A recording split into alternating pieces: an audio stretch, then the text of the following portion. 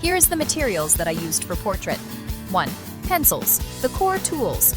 Hard grades, H2H, used for initial light sketching and pale skin tones. Medium grades, HB2B, used for standard shading, mid-tones, and soft shadows. Soft grades, 4B8B, used for deep darks like hair, pupils, and deep background shadows.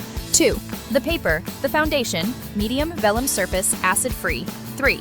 Blending tools, for smooth skin, makeup brushes and tissues, erasers for drawing highlights.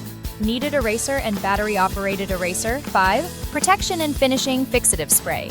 A matte fixative protects the finished portrait from smudging and reduces graphite shine.